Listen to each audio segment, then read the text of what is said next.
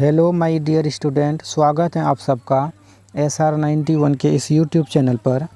तो बच्चों, आज आप लोगों को क्लास 12 का जो पॉलिटिकल साइंस है, जो कि 2022 के एग्ज़ाम में पूछे गए प्रश्न थे, वो प्रश्न आज आप लोगों को बताने वाले हैं। तो देखिए, आप स्क्रीन पे आप देख सकते हैं कि जो 2022 के एनुअल एग्ज़ाम में जो पूछा हुआ प्रश्न है, वार्षिक परीक्षा में राजनीतिक शास्त्र यानी कि पॉलिटिकल साइंस, और सेट कौन सा है, सेट डी है। आज इसका आंसर आप लोगों को बताने वाले हैं। तो आप इसका आंसर ज़रूर देख लीजिएगा।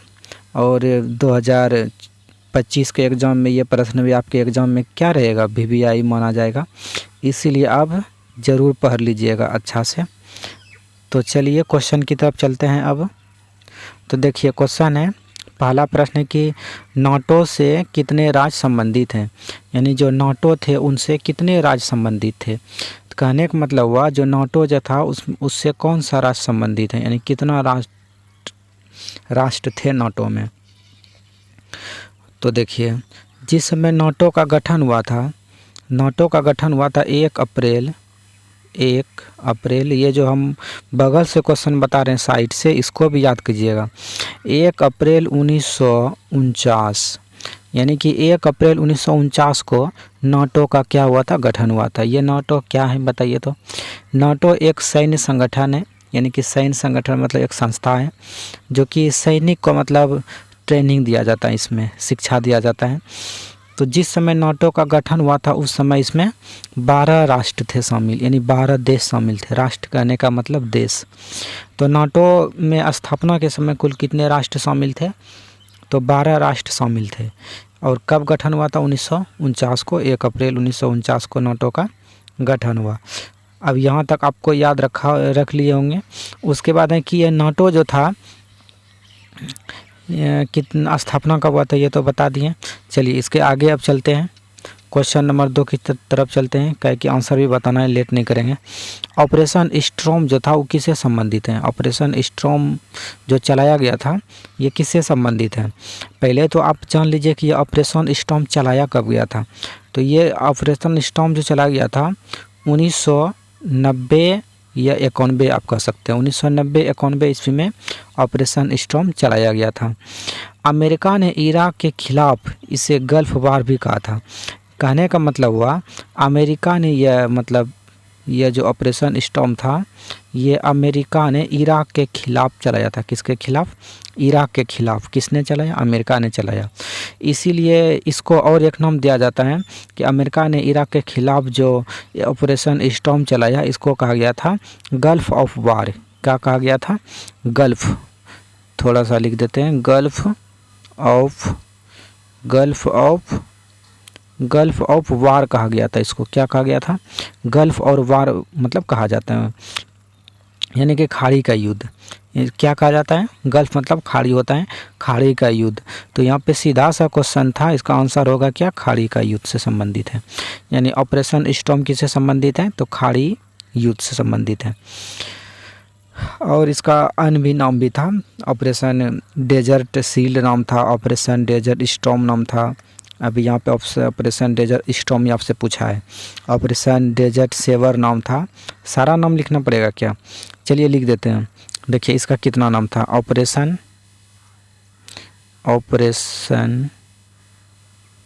Desert, Operation desert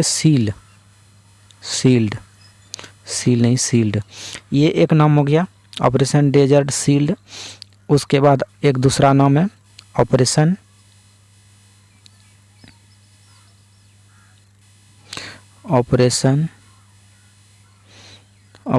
desert storm. क्या नाम है, स्टॉर्म। आपका एग्जाम में यही प्रश्न पूछा है, ऑपरेशन डेजर्ट स्टॉर्म किससे संबंधित है, खाड़ी युद्ध से। उसके बाद है ऑपरेशन डेजर्ट सेवर। क्या नाम था, ऑपरेशन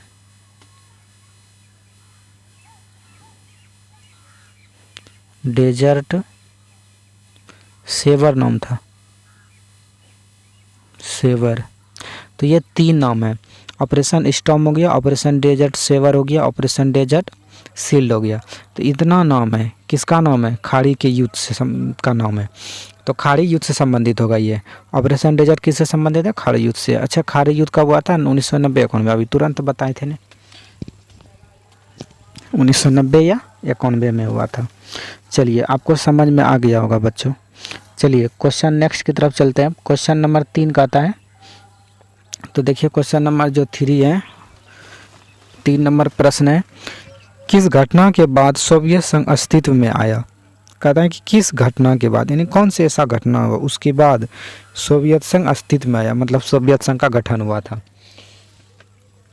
तो देखिए सोवियत संघ जो गठन हुआ था सोवियत संघ का, हुआ था समाजवादी क्रांति के बाद। यानी समाजवादी क्रांति कब हुई थी? 1917 ईस्वी में। ऑप्शन नंबर सी होगा। अक्टूबर समाजवादी क्रांति, कहने का मतलब ये अक्टूबर में हुई थी। कब हुई थी? अक्टूबर में यह क्रांति हुई थी, इसीलिए अक्टूबर की क्रांति भी कह सकते हैं। समाज के लिए हुई थी, तो समाजवादी क्रांति हुई थी। कहाँ पे? रूस में हुई थी। कहाँ पे? रूस में। तो आप याद रखिएगा, रूस में अक्टूबर की क्रांति यानी समाजवादी क्रांति के बाद सोवियत संघ क्या हुआ? अस्तित्व में आया। उसके अलावा जो ऑप्शन है इसके बारे में भी आप जान सकते हैं कि फ्रांस की क्रांति कब हुई? तो 1789 में हुई। कब? 1789 में फ्रांसीसी क्रांति हुई, या फ्रांस की क्रांति हुई, और 1799 ईस्वी तक चली। कब तक? 1789 से लेकर 1799 ईस्वी तक फ्रांस की क्रांति चली। उसके बाद देखिए ऑप्शन नंबर बी में क्या कहता है?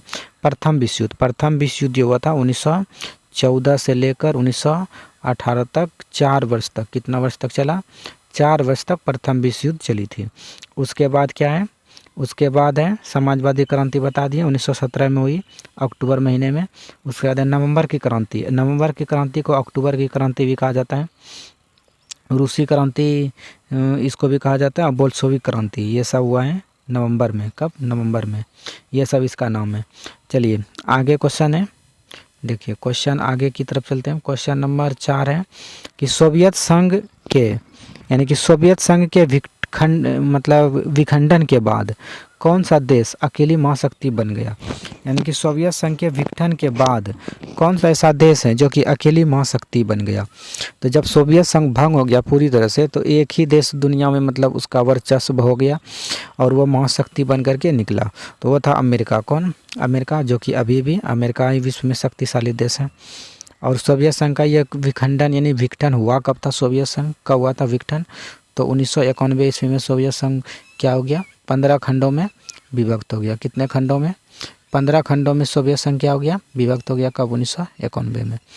चलिए नेक्स्ट क्वेश्चन की तरफ चलते हैं। क्वेश्चन नंबर 5 का आता है कि अमेरिकी आधिपत्य के रूप में कौन सा काल जाना जाता है? यानी कि अमेरिकी आधिपत्य के रूप में कौन सा काल को जाना जाता है? जो अमेरिका का आधिपत्य के रूप में जो काल था उसको कौन सा काल के नाम से जाना जाता है?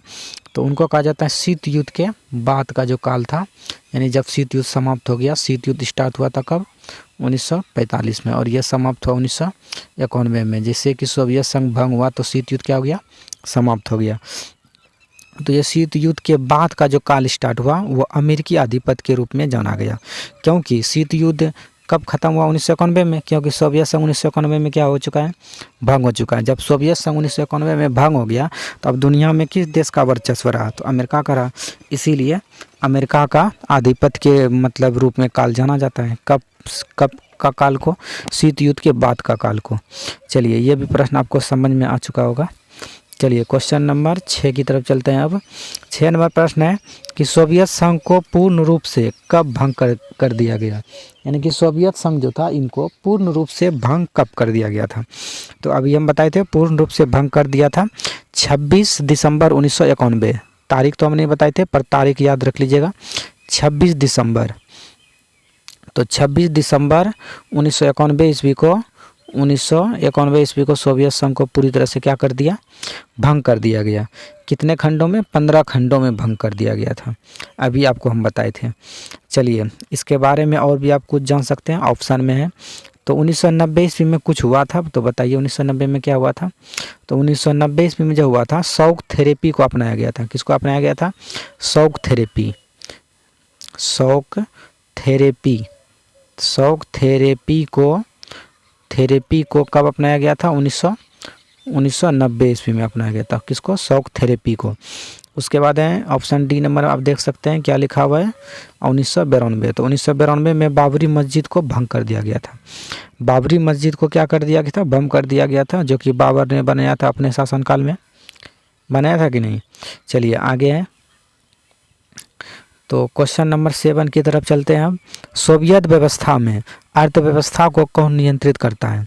जो सोवियत व्यवस्था है उसमें अर्थव्यवस्था को कौन नियंत्रित करता है? तो वहाँ के राज ने करता है। तो वहाँ के राज ने सोवियत व्यवस्था में अर्थव्यवस्था को क्या करता है? नियंत्रित करता है। तो ऑप्शन नंबर बी क्या हो जाएगा? करेक्ट हो जाएगा। चलिए क्वेश्चन नंबर 8 की तरफ चलते हैं अब।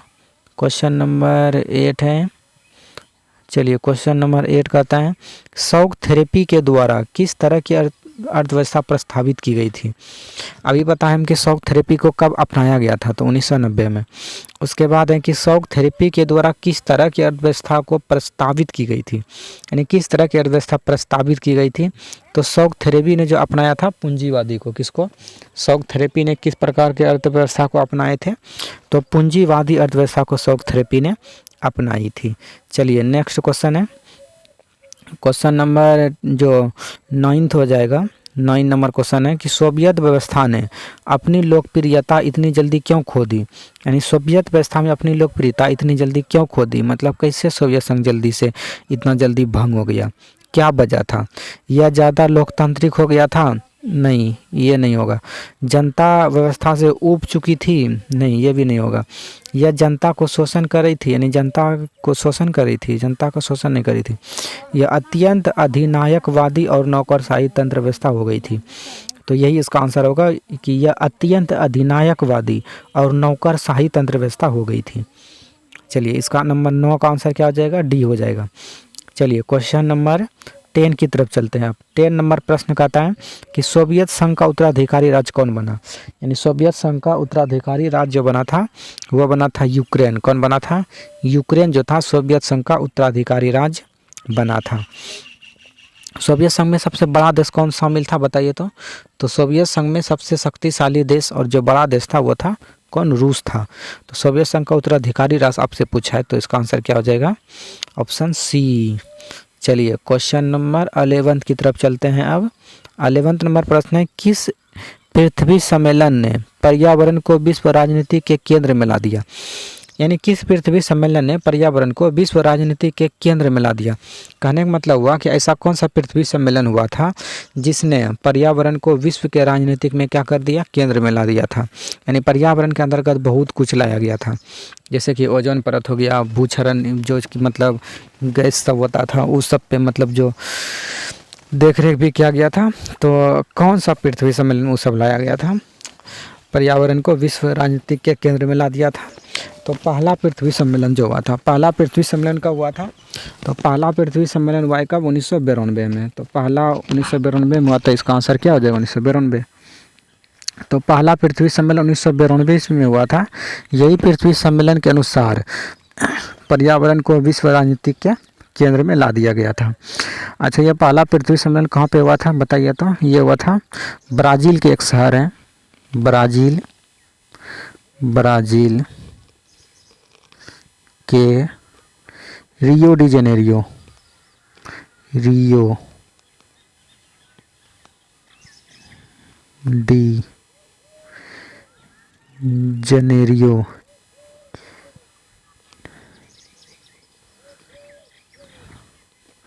तो ब्राज़ील के रियो डी जेनेरियो शहर में प्रथम पृथ्वी सम्मेलन का आयोजन किया गया था। और दूसरा पृथ्वी सम्मेलन का जो आयोजन किया गया था 1997 ईस्वी में जोहान्सबर्ग में। कहाँ पे? Johannesburg, Johannesburg. तो जोहान्सबर्ग में द्वितीय पृथ्वी सम्मेलन का आयोजन किया गया था। तो याद रखिएगा कि कुल मिलाकर के 3 पृथ्वी सम्मेलन हुए थे और 55 साल पे होता था, क्योंकि इसका कार्यकाल कितना था? 5 साल का था। तो दूसरा अब अगला जो पृथ्वी सम्मेलन हुआ होगा तो 2005 साल इसमें जोड़ दीजिएगा तो 2002 हो जाएगा। कितना? 2002 में न्यूयॉर्क में हुआ था।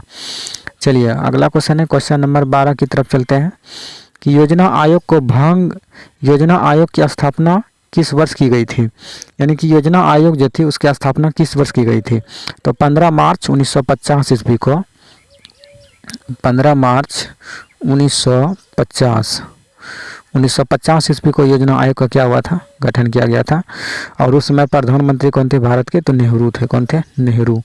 तो जो नेहरू थे तो पंडित जवाहरलाल नेहरू, तो उन्हीं ने योजना आयोग की क्या की थी, गठन की थी। क्योंकि योजना आयोग के अध्यक्ष कौन होते हैं, पंडित जवाहरलाल नेहरू होते हैं, यानी कि कौन होते हैं, प्रधानमंत्री होते हैं। योजना आयोग के अध्यक्ष कौन होते हैं, प्रधानमंत्री। इसीलिए जो भी योजना आयोग के अध्यक्ष होंगे पहले, तो वो प्रधानमंत्री नरेंद्र मोदी थे।